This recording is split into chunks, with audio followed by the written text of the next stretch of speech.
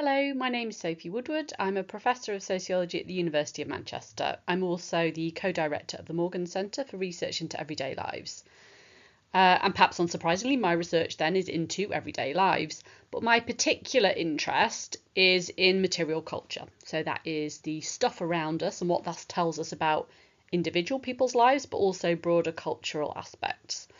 So, for example, I've done lots of research on fashion and women's clothing, but I've also done a lot on objects in the home we keep but we're not using, to think about what does that tell us about societal ideas around excessive consumption and material culture, but also how this might tell us about how people find a space to keep their own memories as well. So today what I'm going to be talking about is creative methods, and these are the kinds of methods that are used in research across a wide range of disciplines, so not just in sociology. But these can range from things like photo elicitation, so doing an interview where you get people to bring photos along, object elicitation interviews. It can also be used in things like Lego-based methods, so people use play-based methods to understand things. Also things like collaging or even walking interviews. So what do I mean by creative research methods then? This can involve both you as a researcher being creative, whether this is creative in your thinking, creative in your approach and your analysis, but also quite often being creative in the methods that you're using. But it can also involve getting your participants to be creative. So broadly speaking, there are two kind of main ways in which we can think about creative research methods. So the first is where you're using creative practices as a way to do research. So for example, you're getting your participants to do a creative practice. So maybe you're getting your interview or research participants to do some collaging with magazines, and you're doing that because you're interested in how young people negotiate changes in identity, for example, or how do young women think about femininity. And so getting people to collage with lots of things can be a really good way to get some insights into that. And the second main way is when we're using creative adaptations of established methods. So an established sociology method might be something you're familiar with, like an interview, for example.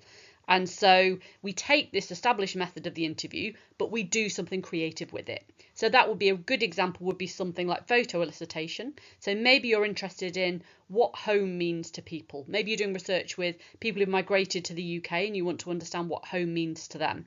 And maybe you'd ask them then to bring along a photo to an interview of what home is. And as part of the interview, you'll get them to talk about that image. You could also do that with an object. So get them to bring along an object and get them to reflect on that. So those are the two main areas, whether it's explicitly creative practices or whether it's just a little bit of an adaptation of an existing method. So why do we use creative methods then? Predominantly, I think it's because it allows you to think differently as a researcher, but it also allows participants to think and also to engage differently. It's a different way of engaging if you're collaging with different magazines as opposed to being asked a question or filling in a questionnaire. It's a very different way of being. So if you think about doing something like, a photography practice, it's a more physical, material, sensory way of being in the world. So we're thinking maybe about touch, about sight, about smells, and these allow different ways of knowing about the world. So they're all important to everyday life, but creative methods really bring these to the fore. It means that we're centering these different ways of knowing.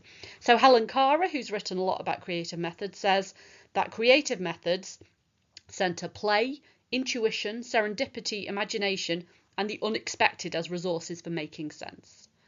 So the idea that it's a much wider way of knowing and different wider range of resources that we can make sense from.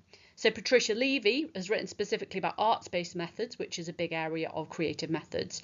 She said that what they value is the non-verbal, the sensory, as ways of knowing. So that's things like your touch, your scent, your sound, as different ways of knowing about the world. And overall, it's this sense that we're getting people to see differently. Maybe also a creative method can promote dialogue. So things like doing collage together is a way to promote conversations in a different way, and also might be accessible to different populations. So just to give you an example of how I've used it in a project, I did a research project into what I call dormant things. So that's the things people keep in their home but aren't using anymore. They keep them in their attics, cupboards, drawers, garages, to think about the stuff that they weren't using. I found it very difficult because I thought sometimes people don't know what they've got, why they've got it. They might not have a story as to why they've got it. So I thought to really understand this, I needed creative methods, and it allowed me to think about the non-verbal, so things like touch, other senses, but also practices, what people do with their things.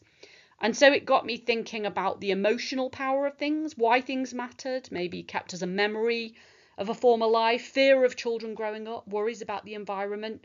And so creative methods can be a great way to get to what people find hard to speak about or to articulate. So I've just got some methods up here I did. So household audits, observations I did of what people did with their things. I took photos, I did life histories. Lynn Chapman, a sketch artist, live sketch some of my interviews as well. So this is just a flavour of some of them. So if you're looking for some good sources to get you started, Helen Kara's book, Creative Research Methods in the Social Sciences, is a brilliant one. There's also a Journal of Creative Research Methods, which I'm one of the editors for, and both of those are really good starting points if you want to find out a little bit more about it. And then finally, just some of the sources that I've talked about in this video. So hopefully that's given you a little bit of a taster of creative research methods and how they can be helpful.